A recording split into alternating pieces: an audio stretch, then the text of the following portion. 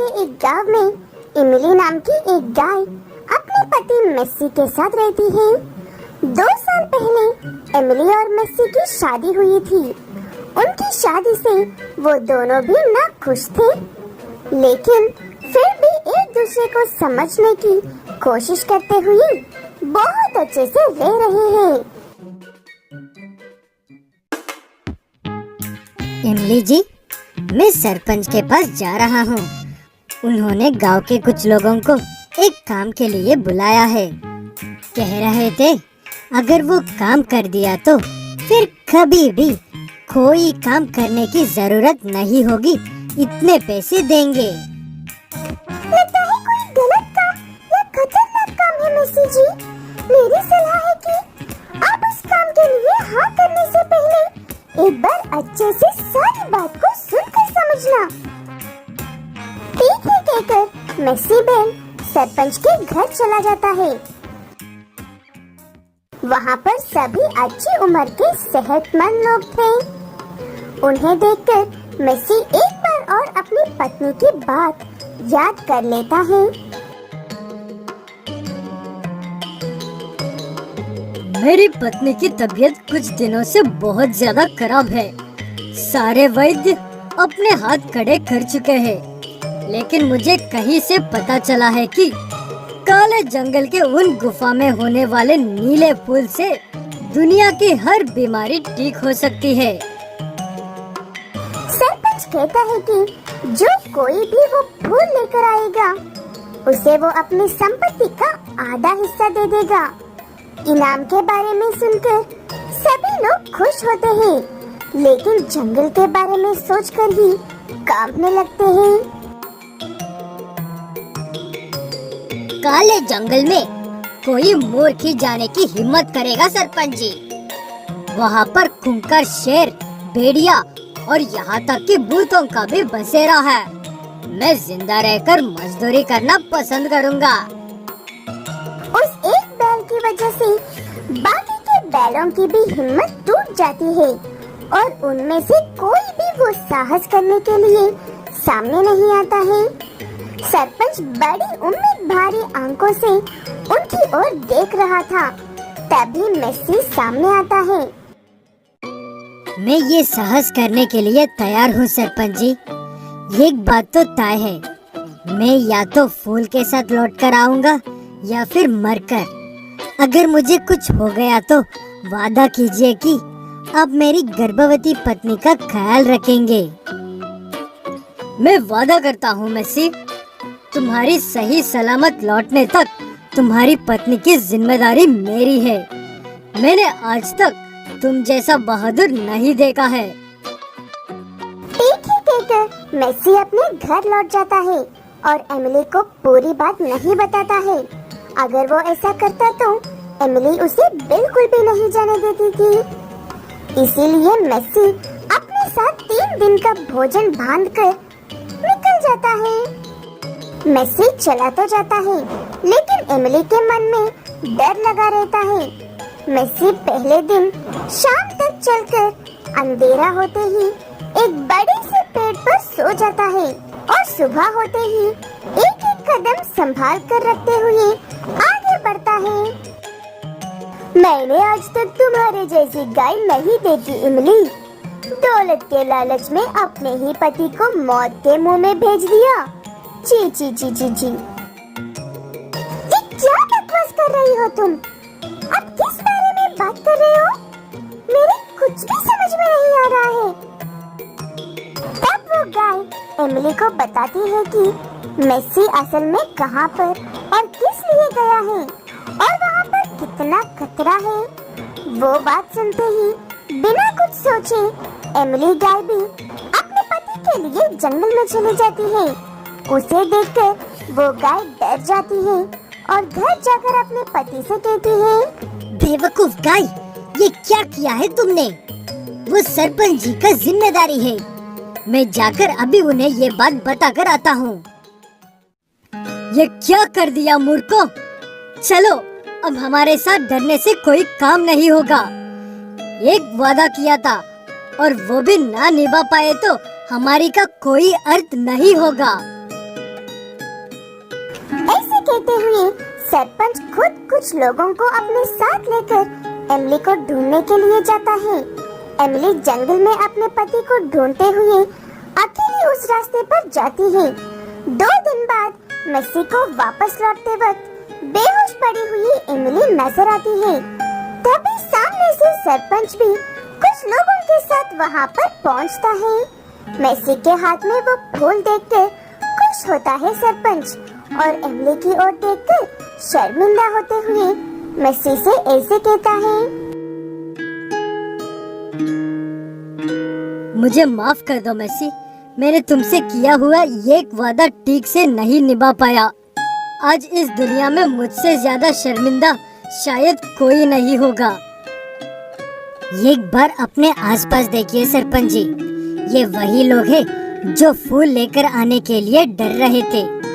अब शायद हमें बातें बंद करके एमिली को लेकर यहाँ से निकलना चाहिए। सब वापस सही सलामत लौट जाते हैं। कुछ दिनों बाद एमिली को एक बच्चा होता है। वो अपने नए घर और संपत्ति के साथ खुश रहने लगते हैं। उदासपुर से बिलासपुर जाने के लिए 2 रास्ते हैं। एक बहुत ही साफ और सुंदर रास्ता है, लेकिन वहाँ से जाने में 1 घंटे से भी ज्यादा वक्त लगता है। दूसरा रास्ता बहुत ही कठिन है, इसलिए उस रास्ते पर कोई भी ऑटो या टैक्सी वाले नहीं आते। दूसरे रास्ते से आधे घंटे से भी कम रास्ते में बिलासपुर पहुँच सकते हैं। इसीलिए मैं रास्ता कठिन होने के बावजूद भी उसी रास्ते पर जाता हूँ। सीधे रास्ते पर लोग हमारे रिक्शा में बैठने से शर्माते हैं, लेकिन इस रास्ते पर बिना किसी दिक्कत के बैठ जाते हैं। 4 पैसे के चक्कर में आप अपनी कितनी तबीयत खराब कर रहे हो, जानते हो ना जी?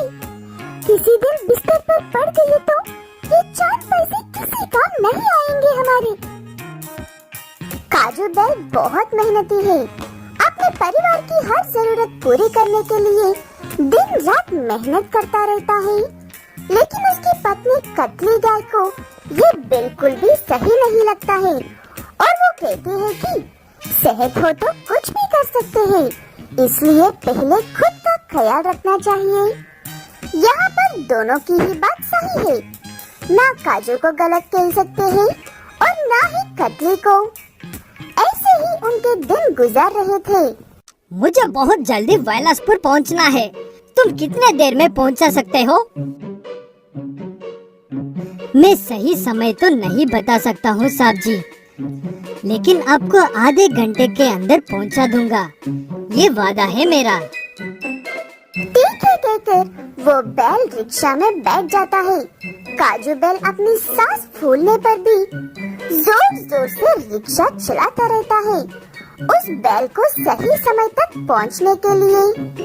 बिलासपुर पहुंचने के बाद वो बैल खुश होकर 4 पैसे ज्यादा देकर वहां से चला जाता है, लेकिन अब और काम करने के लिए काजू बैल के शरीर में ताकत ही नहीं बची थी।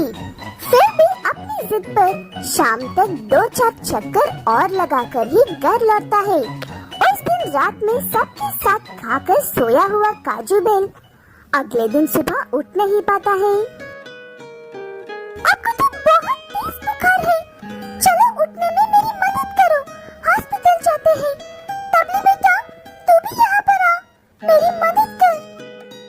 बड़ी मुश्किल से काजू बैल को उठाकर उसी के रिक्शा में बैठाकर हॉस्पिटल लेकर जाते हैं। वहाँ पर डॉक्टर्स काजू को देखने के बाद शरीर पर बहुत ज्यादा जोर डालने की वजह से उसका लकवा मर गया है कहते हैं। अगर ये ठीक हो गए तो ये बहुत बड़ी बात है। फिलहाल तो इन गोलियों को इस्तेमाल करते रहना। ठीक है कहकर कतली फिर से अपने पति को उसी रिक्शा में बैठाकर वापस ले जाती है। कतली सामने से रिक्शा चलाती है तो तपली बैल पीछे से धक्का देते हैं। घर पहुंचने के बाद भी कतली अपने पति से एक शब्द भी नहीं कहते हैं। जो हो गया सो हो गया, अब आगे का सोचना चाहिए, कहती है। माँ, भूख लगी है। आज पिताजी के चक्कर में सुबह से कुछ भी नहीं खाया है। खाना लगा दो, मैं हाथ धोकर आता हूँ। ऐसे उसका राशन मुश्किल से 1 हफ्ता चलता है। उसके बाद कतली गाय के पास कोई काम करने के अलावा और कोई रास्ता नहीं था, इसलिए वो गांव में हर जगह पर काम मांग कर आती है, लेकिन लोगों को जरूरत नहीं थी, इसलिए कतली गाय को काम नहीं मिलता है। आखिर में और कोई रास्ता नहीं है कहकर कतली गाय भी अपने पति की तरह रिक्शा चलाने के लिए जाती है। तुम तो एक महिला हो, इतने कठिन रास्ते पर क्या तुम ये रिक्शा चला पाओगी? मुझे ये सही नहीं लग रही है। आपको सही लगे या गलत, मेरे पास यही एक मंत्र रास्ता है मेरे घर को संभालने के लिए, इसलिए बैठ जाइए, मैं पहुंचा दूंगी। ठीक है कहकर वो गाय बैठ जाती है और कतली गाय बड़ी मुश्किल से रिक्शा चलाती है। वो गाय कतली को रोककर नीचे उतारने ही वाली थी, तभी रिक्शा थोड़ा सा कम मुश्किल हो जाता है कतली के लिए। पीछे मुड़कर देखा तो उसका बेटा तपली बैल धक्का लगा रहा था। घबराने की जरूरत नहीं है माँ, अब मैं आ गया हूँ। चलो इन्हें जल्दी से पहुँचा देते हैं। ऐसे उस दिन से कुछ सालों तक कतली गाय और तपली बैल मिलकर रिक्शा चलाते हैं। उसके बाद धीरे धीरे से काजू बैल की तबीयत पूरी तरह से ठीक हो जाती है। मेरी वजह से तुम दोनों को बहुत मुश्किलें उठानी पड़ी है, मुझे माफ कर दो। आगे से ऐसा कुछ भी नहीं होगा, मैं वादा करता हूँ। ऐसे कहते हुए काजू बैल काम करते हुए पहले थोड़े से पैसे जमा करके खुद के लिए एक ऑटो रिक्शा खरीदता है और पैरों की मेहनत से बचकर अपने परिवार के साथ सुकून की जिंदगी गुजारता है।